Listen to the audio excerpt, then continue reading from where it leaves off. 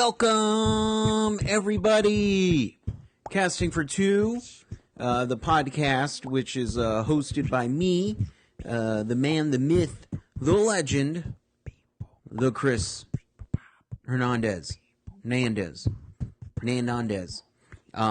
is, I'm happy to say, episode 62, coming right at you. And before I get into this too much, next week's going to be a special episode on Wednesday because I will be on my way moving back to Texas. As if many of you guys didn't know, I moved out here to Chicago about a year ago, and now I feel that it's my time to move back and be with my family. So that's what I'm going to do.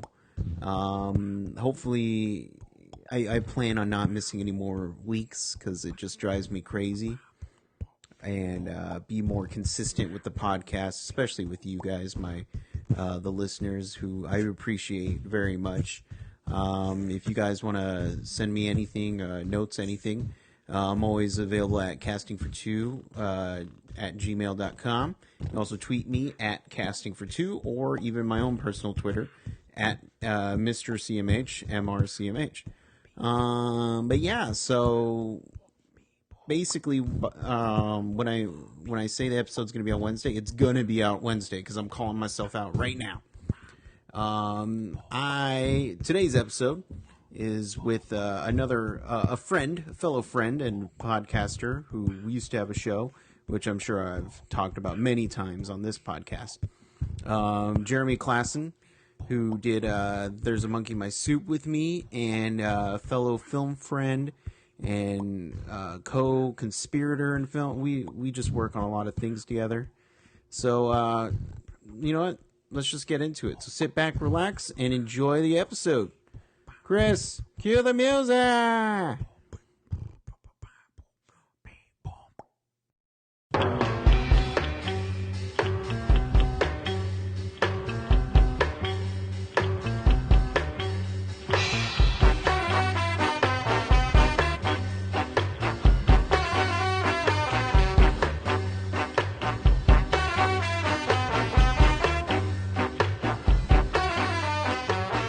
Yo!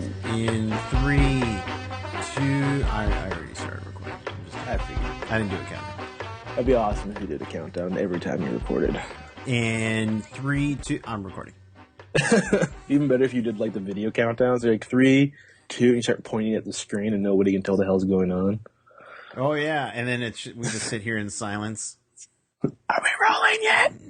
No. Okay. I didn't hear speed. I didn't hear speeding. Didn't hear. You gotta wait for speeding. I remember when we were working on not you and I, but on I got a burp. Sorry, on Samir. Do you remember him?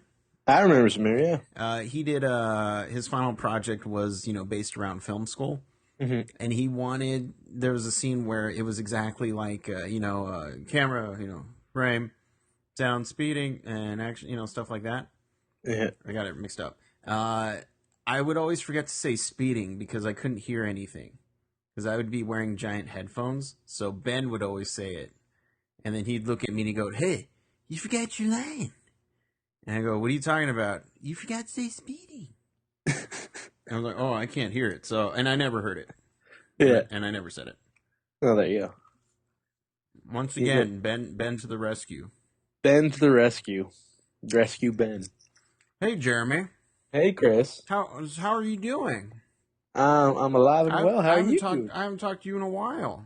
It's been a long time. How was your leak? My leak? Yeah, I thought you went to go take a leak. Oh, yeah. I thought you might my emotional leak, or my week, but my leaving week. See, I overthought that completely. Yeah, you did. Yeah, I did. Yeah. No, it was good. It was very relieving. Yeah, I'll say that. No blood this time. No blood. All right. I'm happy to hear that. Yeah. I mean, we'll hold off and see what happens again. But whatever. Have you ever pissed green? Pissed green? No, yeah. I haven't. Yeah. Have you? Have I. I mean, like that. Where'd that question come from, Chris? Oh, well, that's because one time I you used did to drink. Yeah, I did. I used to drink rock stars, like not a lot of rock stars, but Yeah. So there's the 16-ounce can, right? Yes. And they call that a double. Mm-hmm. I, by mistake, just I saw Rockstar, I grabbed it, and it was a triple. Mm-hmm.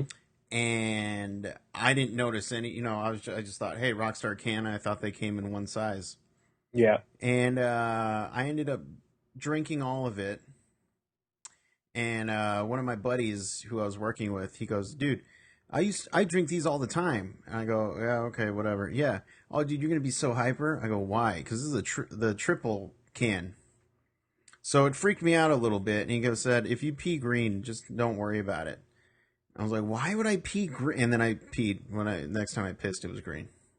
That's awkward. So that's why and it was in front of him too. That wasn't Yeah. that awkward though. Yeah. It But would be more awkward if you're peeing on him and it was green. As long as it's in front of him. let's move on from this subject. Okay. You're bringing out so many emotions, so many good memories. Okay, we'll call them good. So many showers. Green showers. I do know if you get like neon pee, that can be good. So you got lots of nutrients. Can be a good sign. Is that a good sign? I have no idea. Does it matter what kind of neon color it is? I don't know. If it glows in the dark, then you're a little bit. It's problematic. Okay. Well, I had the light on, so I couldn't tell. You pee with the light on? What kind of animal are you? I know, right? That shit in the dark. I would totally not shit or pee in the dark, but I like to take showers in the dark. If there's a window, yeah, I like to let natural light in. I will agree on a natural light. I also like a dim setting. Like, Dim, yeah. Got a dimmer, I'll dim it down a little bit. Mainly because it's like first thing in the morning and I don't want it to be very bright. I don't want to be overwhelmed with the senses of the day yet. I'm overwhelmed. Ah! It's too much for me. I'm like, I'm wet and it's bright out. I can't handle this. Oh, yeah.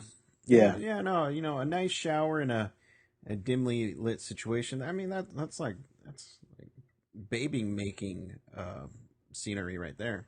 It is, really. Mood lighting. There we go. That's how you do it. That's right.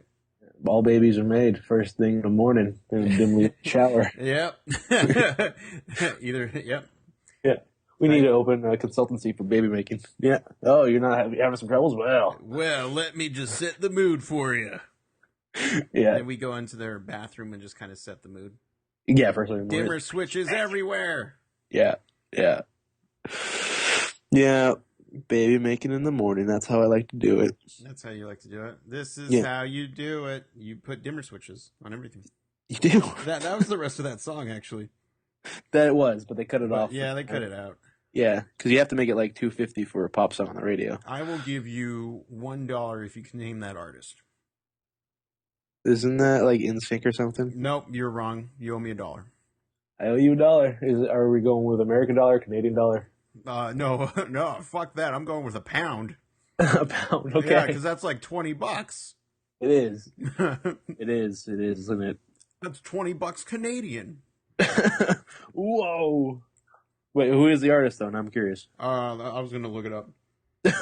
I'm going to be laugh if I was right. Well, I typed in "This Is How We Do" and Katy Perry came up. I'm pretty sure this is not how... No, it's not a Katy Perry. There we go. Montel Jordan. Montel... Who? Jordan. Is that like Montel Williams and Exactly, yes. Yeah. And then he got his own daytime talk show. Yeah. Exactly, yeah. Him and Michael Jordan, just... Him, Michael Jordan, Larry Bird, because the bird is the word. That's his own segment. Montel Williams. Montel Jordan singing "The Bird Is the Word," featuring Larry Bird. With Larry Bird, and Michael Jordan on backup keys. Oh, this is the most amazing thing I've ever heard in my life. That's how they do it. All right. So Jeremy, you had a story to tell. I did. Well, it just, living over in the UK now, it's been fun. Been traveling around a bunch. But Chris, tell me, have you ever had a moment where you're hanging out with someone and it just starts to go wrong? Like, you make a joke and they don't laugh. And then you go, oh, this is how this is going to be from now on. Has that ever happened to you? I've never had that happen to me with my jokes. Everybody gets them. Oh, you're so lucky. I know. Well, I went on a That's weekend. how we do it. That's how you do it, Chris. That's how you do it. A couple months back, I went on a weekend trip over to Cardiff because I wanted to go see the Doctor Who experience before they closed it up and changed doctors. And a girl, very nice girl. Oh, this was before Matt's before the old guy. Yeah, before the change. They were Okay. like, it was right before that premiere, and they're like, because they have their Doctor Who experience. It's like a little like live show thing they do at the Doctor Who Museum in Cardiff, and it was Matt Smith, and they're like, we're closing it down forever because we're going to bring in a Capaldi one soon. So me and this girl I had met here were like, let's go. We hadn't really British, right? Is this British chick or no? Canadian chick? I met her the first day we got to London, and very nice girl. She's also from Alberta. So we got along with that, and we just both been like, hey, we both like Doctor Who. Let's go see that thing, and it's kind of a last minute thing. Like, let's head over for the weekend. Leave it to you to go to the UK, and you still side with the fucking Canadian. Oh, I know so many Canadians and Albertian. There's other stories I can tell you about other Canadians who I've met here. Oh, that you've shared your Alberta beef with. Mm-hmm. That's why everyone loves it. Yeah. Oh, damn it! I haven't made that joke yet here. Ew. Yeah, no, but anyway, so we were like, let's go over to Cardiff for a day. And it's like a 3-hour bus ride. And as you know, 3 hours is not that long in North American time. But in UK time, that's like the entire country you cross. So we get on the bus and we're just chatting away. Not a problem. We're having a good time. And we get in the car. If we start wandering around, about 2 minutes after we get off the bus, I just make like one of my classic Jer puns. Like a really bad joke. And you know how that's the general reaction people get is groaning. That's so bad. Yeah. You know? Don't want to talk to you. Yeah, but there's a reaction, right? Yeah. This was nothing. Like, this was like cold shoulder, like pretending she didn't hear it type thing. Okay, now you have to tell me the pun. I don't remember what the hell it was. Oh. It was that bad. Wow. But it was just like one of those things that's like, it's either so bad you laugh or so bad you groan. But this was no reaction at all. Right. And obviously, I'm like, okay, you got to give me some kind of reaction. And that just egged me on to make more bad puns. Right. With lesser and lesser success. Right. Did she just ditch you? No, we just kind of stopped talking. No, I meant at the Doctor Who experience. Did she just look at you and wander off and do her own thing? We kind of wandered around, not together, not far apart, but like within arm's reach.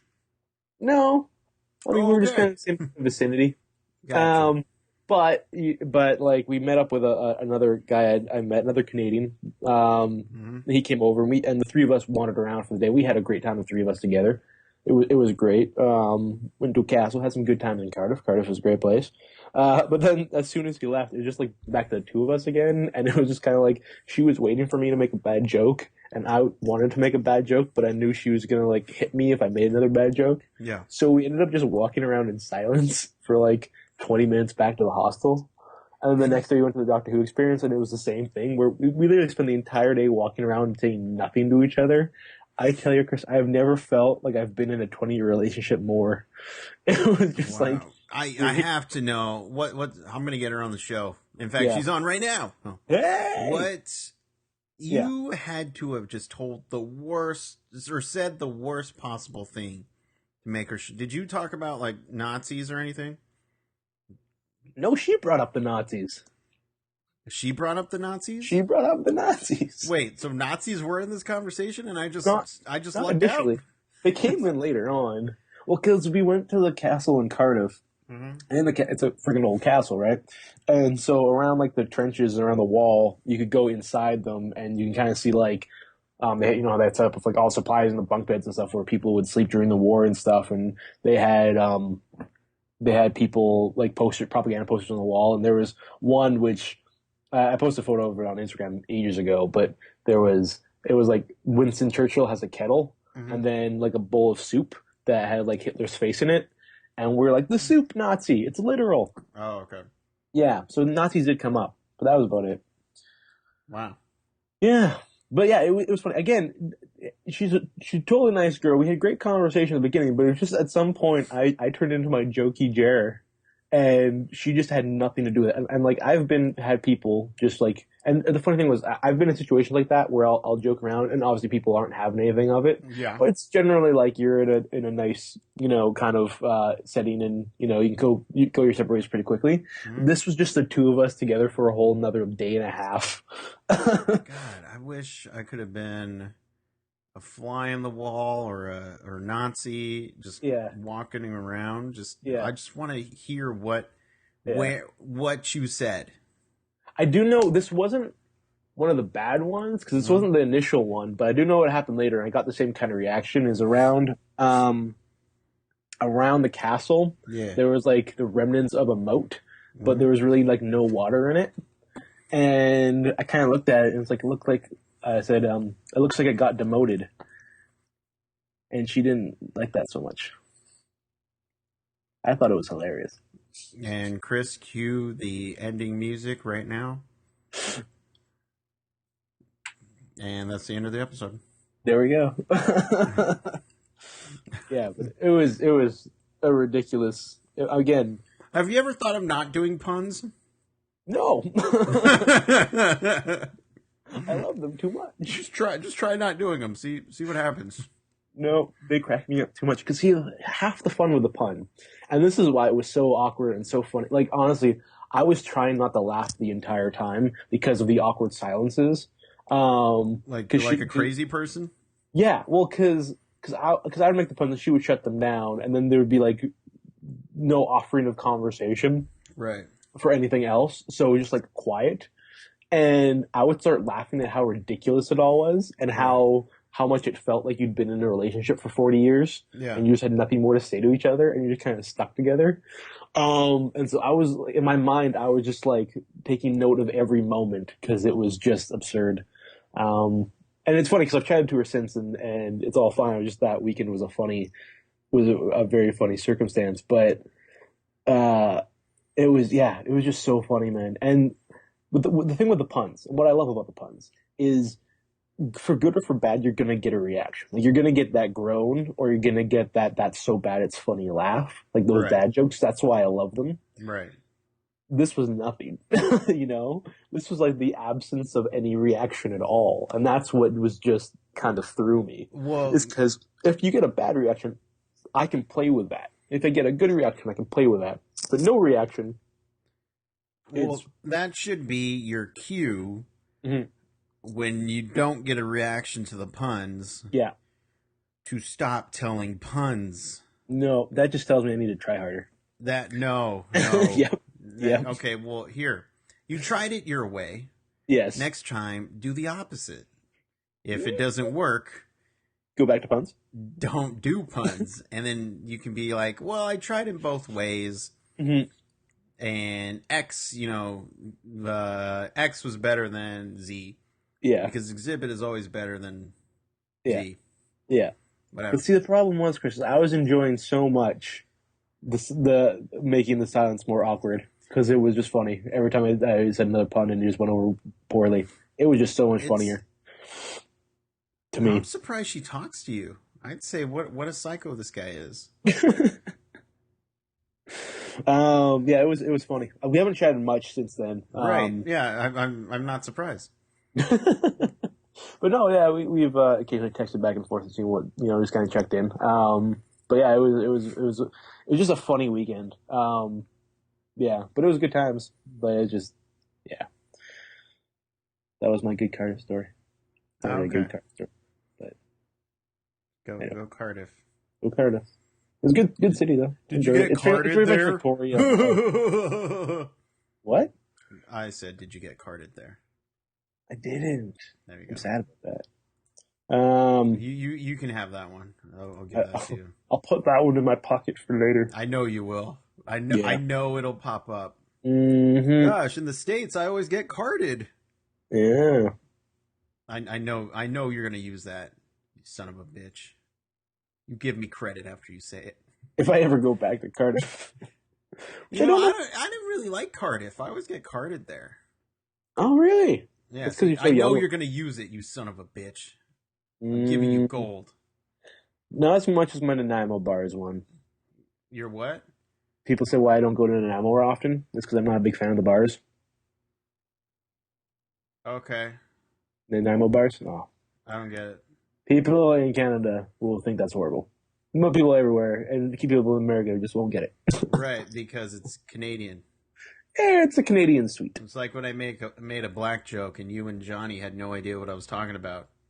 Yeah, we don't know what racism is in Canada. No, well, that's true because you don't have any races there. It's true. It's all white. We've covered this. And Anthony. We've got lots of First Nations. Nah, they're still white. And this is when Chris starts a race war on the podcast. Yep.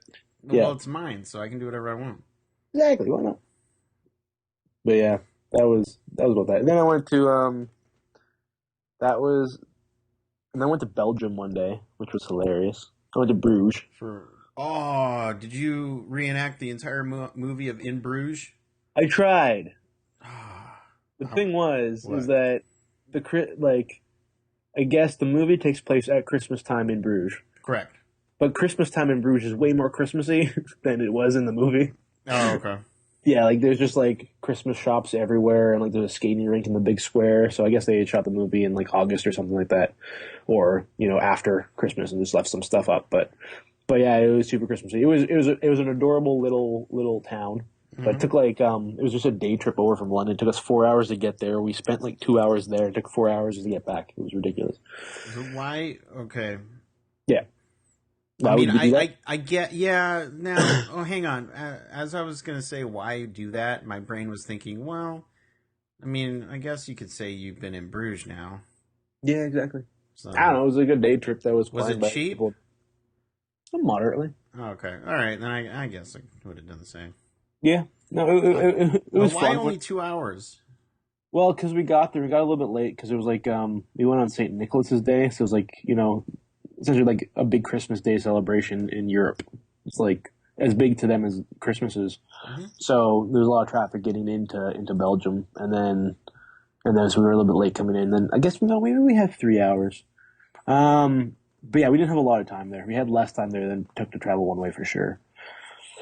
And then it was like a big bus ride back from Belgium in through France to get to the ferry and take the ferry back over. And the ferry was like an hour and a half. It really was like the biggest thing for me was taking the ferry from England to France, and I was like comparing it from Victoria to Vancouver because it's the same length. It's like an hour and a half, but it's such a different experience. They have an open bar on the back of the ferry. Yeah, that's what I'm talking about. There's not a deck all the way around. It's only on the back, but there's just like a bar there, and all like the tables are like tied down. And you can just get drinks and sit on the back of the boat and get drunk. And I'm like, this is Europe. It's awesome. So yeah, just a bunch of funny stuff like that. When are you thinking of visiting Canada? Maybe in May, April or May. Yeah, we'll see about that year mark. I'll wait until about a year. Gotcha. Come back and see. Maybe don't know how long I'll be there for. I'll definitely come back to Calgary, see the family. Right. If I have enough time, I might make a quick trip over to Victoria and see what's going on over there. We'll see. The plan is right now to kind of see because the timing of a bunch of things and flights and whatever, right? Yeah. So got to figure all that shit out. So, no, I hear you. Hold on 1 second. Are you seeing what I'm seeing right now on the internets? What? No. Jon Stewart just announced he's leaving The Daily Show. Oh. You heard it here first. News first. Well, you heard it here after you saw it on Twitter. I didn't see it on Twitter. Let me see. Yeah, no, I'm just seeing it flood. Did he announce it?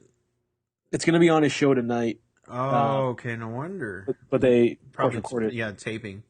Yeah. Oh, that's what? Because he's a big hotshot director of a movie that nobody saw and gave a shit about. Well, people were wondering if he was going to do it, last year after John Oliver, because they're like, John Oliver can take over. Then, of course, John Oliver got his own show, Right. which is amazing. Why? He's a funny guy. Yeah. But why is there sarcasm in that? There wasn't sarcasm. It sounded like sarcasm. I didn't mean it to. I'm sorry. That was the appropriate response. That's what she should have said to your pun. Looked at you and just burped at me. Burped in my face. And then just walked away. Yeah. That's crazy, I guess though. he is leaving. The end of an era. Colbert's gone. Jon Stewart's gone. Letterman's gone. Craig Ferguson's gone. Wow, everybody's leaving this year. That's true. Yeah. Well, The Daily Show with Anthony Weiner.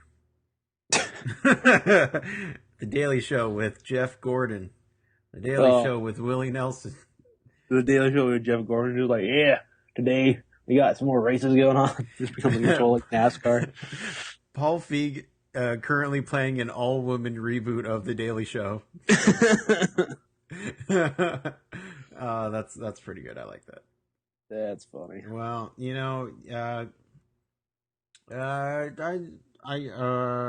am I sad? Sure, why not? I mean, but I can't say I'm a big Daily Show watcher. No. The Daily Show with Joe Biden. Definitely the end of an era. I'll say that. Yeah. I've watched clips of it, but I haven't avidly watched in a long, long time. But I think he was still doing some good stuff. Yeah. I mean, I kind of did prefer the Colbert Report. Yeah. Only because You are as incredible Republican? No, because the character he played was just so funny. Yeah. But, I mean, he started that show at a point where I could watch it. You know what I mean? Like you were awake or just no? Because I was when they started the Daily Show, even with who's Craig Kilborn. I mean, I wasn't at that age where I could watch it, and understand what the hell was going on. Yeah, it's really a show you have to watch all the episodes. Exactly, but then I was old enough to get the Colbert Report because it just started at a good age for me. Yeah. So I kind of like Stephen Colbert. So, but no, the Daily Show with Patrick Stewart and Ian McKellen being adorable. Oh, that would be amazing. I would totally watch that. If they just did some awesome Shakespeare and shit. Yeah. Oh man, that'd be the most amazing thing in the world. I would watch the shit out of that show. So Jeremy. Yeah. We gotta stop talking. Okay. All right.